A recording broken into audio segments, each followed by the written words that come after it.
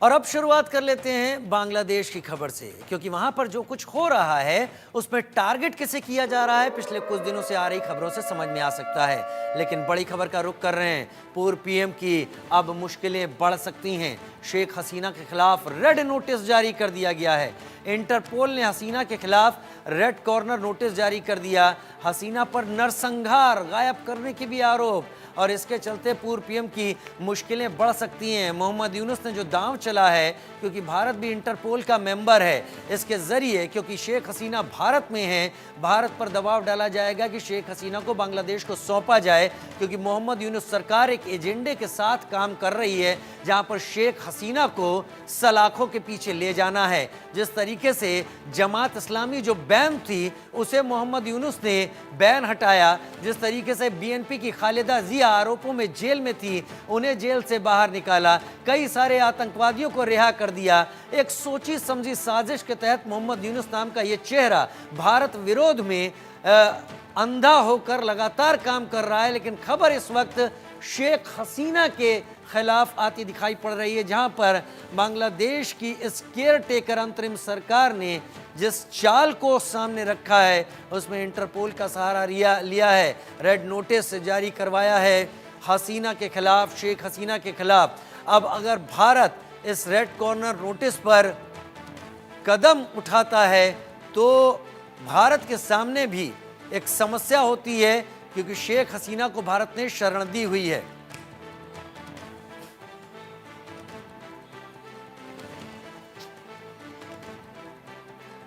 रैनिक दत्ता मेरे साथ लाइव इस वक्त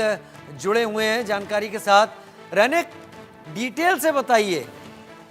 क्या कहा है बांग्लादेश ने और क्या कोशिश है बांग्लादेश की? एक्चुअली में देखिए, शेख हसीना को लेकर अभी बांग्लादेश का इंटरिम गवर्नमेंट की तरफ से हो या बांग्लादेश का जो मोहम्मद यूनिस इनके तरफ से एकदम हाथ धोकर वो लोग बैठे हैं कि शेख हसीना के किसी भी तरीके से बांग्लादेश में लौटाया जाए और बांग्लादेश में लौटाने के बाद शेख हसीना के खिलाफ में जो कार्रवाई वो कार्रवाई किया जाए। और इसी वजह से शेख हसीना के खिलाफ में जो रेड कॉर्नर नोटिस वो अभी जारी कर दिया गया है। और शेख हसीना को किसी भी हालात पर वो लोग देश में वापस लाने का जो कोशिश वो उनकी तरफ से किया जा रहा है। इंटरिम गवर्नमेंट फॉर्म होने के बाद ही मोहम्मद यूनिस की तरफ से कहा गया था कि शेख हसीना को देश में वापस ले आया जाएगा और इसी के लिए जो भी कार्रवाई करना होगा वो लोग करेंगे। और और कुछ दिन पहले भी इंटरिम गवर्नमेंट की तरफ से कहा गया था कि कुछ लीगल प्रोसीड्यूर कंप्लीट करने के बाद ही शेख हसीना को देश में लौटाने का जो बात वो किया जाएगा। और अभी जो दिखाई दे रहा है कि एकदम रेड कॉर्नर नोटिस जो है वो सर्कुलेट किया गया है और शेख हसीना को देश में लौटाने के लिए किसी भी हद तक ये मोहम्मद यूनुस का जो गवर्नमेंट वो जा सकता है, ऐसा पहले भी इंगित दिया गया था और अभी वो काम में भी हो रहा है। मगर दूसरी तरफ अगर देखा जाए तो ये रेड कॉर्नर नोटिस जो इश्यू कर दिया गया है इसमें भारत के खिलाफ जिस तरीके का एक प्रोपागेंडा अभी बांग्लादेश में चल रहा है उसी का नतीजा भी हो सकता है, क्योंकि शेख हसीना को भारत की तरफ से शरण दिया गया है और इसी के कारण में वो लोग शेख हसीना को जल्द से जल्द देश में लौटाने का जो कोशिश वो करने का प्रयास अभी बांग्लादेश के इंटरिम गवर्नमेंट की तरफ से किया जा रहा है। तो इस जगह में अगर भारत की तरफ से कोई रोक तैयार किया जाए तो बांग्लादेश को एडवांटेज मिल सकता है और बांग्लादेश की तरफ से इसी मौके का तलाश अभी मोहम्मद यूनिस की तरफ से किया जा रहा है। तो एक तरफ मोहम्मद यूनिस की तरफ से जो कट्टरपंथियों है या तो जो छात्र नेता है जिसकी तरफ से ये आंदोलन किया गया था अगस्त महीने का 5 तारीख तक जो आंदोलन हुआ था, उस आंदोलन जो लोग किए थे उन लोगों का एक ही मकसद था कि शेख हसीना को बांग्लादेश में लेके आके बांग्लादेश में उनके खिलाफ में सजा सुनाया जाए और बांग्लादेश में ही शेख हसीना को सजा दिलाया जाए। और इसी वजह से शेख हसीना को लौटाना मोहम्मद यूनिस के सामने एक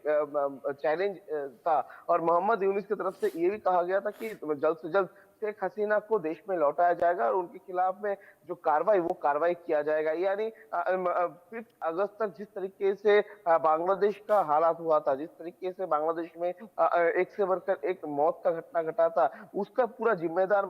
शेख हसीना है, ऐसा ही मोहम्मद यूनुस की तरफ से भी कहा गया था। और अभी शेख हसीना को देश में लौटाकर उनके खिलाफ में जो कार्रवाई वो किया जाएगा, ऐसा ही इंटरिम गवर्नमेंट की तरफ से कहा जा रहा है।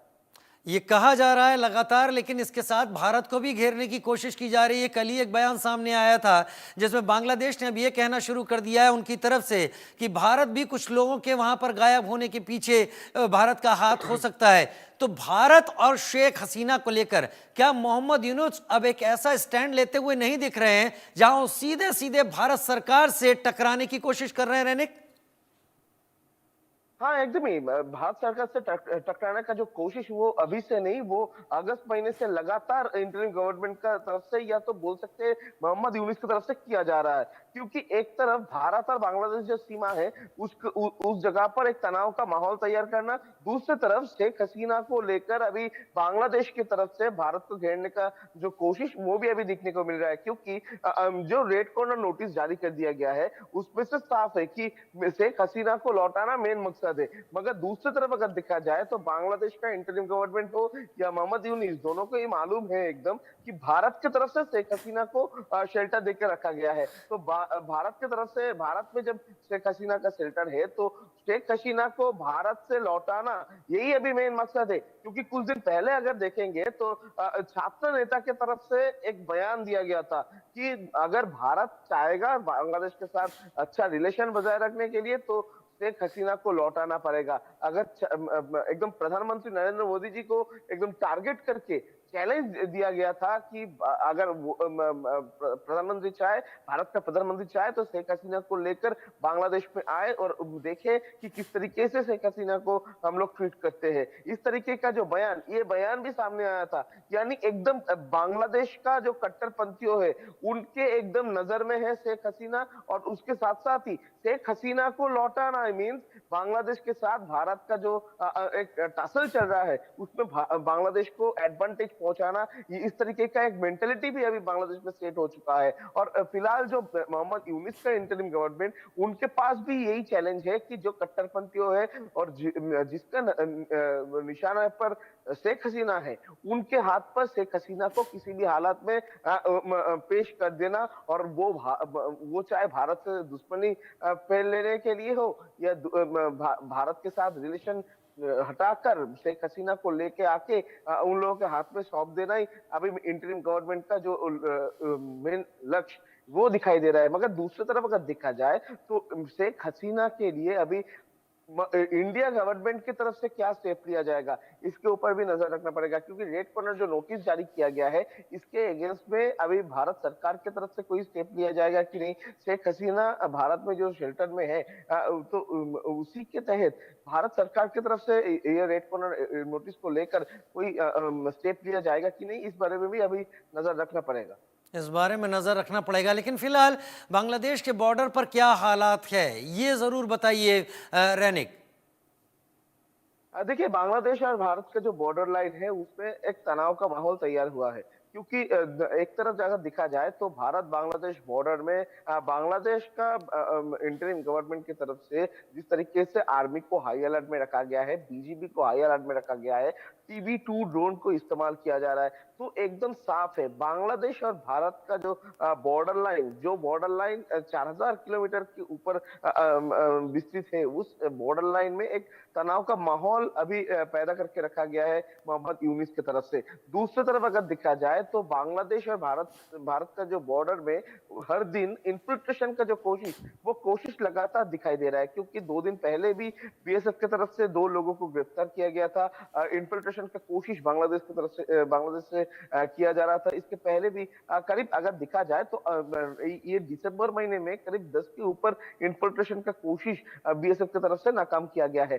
और दूसरी तरफ अगर देखा जाए तो भारत और बांग्लादेश दोनों देशों के बीच में जिस जिस एरिया में फेंसिंग नहीं है उस जगह में हाई अलर्ट अभी बीएसएफ को रखा गया है, क्योंकि उसी जगह से जो इन्फिल्ट्रेशन वो उसका कोशिश किया जा रहा है अभी, ये नजर में आ रहा है। तो एक तरफ बांग्लादेश और भारत दोनों देशों के बीच में जो बॉर्डर लाइन है उसमें एक तनाव का माहौल तैयार करके रखा गया है। TB2 ड्रोन का इस्तेमाल बांग्लादेश की तरफ से किया जा रहा है, बीजीपी को हाई अलर्ट में रखा जा रहा है, यानी भारत के साथ एक जंग छेड़ने का जो तैयारी वो बांग्लादेश की तरफ से लगातार किया जा रहा है। दूसरी तरफ बांग्लादेश में जिस तरीके से हिंदुओं के ऊपर हमले का घटना घट हाँ, रहा है, इसी को देखते हुए बांग्लादेश का जो हिंदू है वो बांग्लादेश छोड़कर अभी भारत में आने का कोशिश कर रहे हैं, वो इलीगल तरीके एक से बात तो भी वो। रहने का आपसे समझ में आ रही है, वहां के हिंदुओं को वहां से भगाने और निकालने की कोशिश बांग्लादेश की सरकार की इस सॉफ्ट चेहरे को सामने रखकर, जिसका नाम मोहम्मद यूनुस है, पूरी तरीके से की जा रही है। और साथ ही शेख हसीना को किसी भी तरीके से पनिश करने और जेल की सलाखों पर डालने की कोशिश लगातार दिख रही है। फिलहाल के लिए रैनिक, आपका बहुत शुक्रिया हमारे साथ जुड़ने के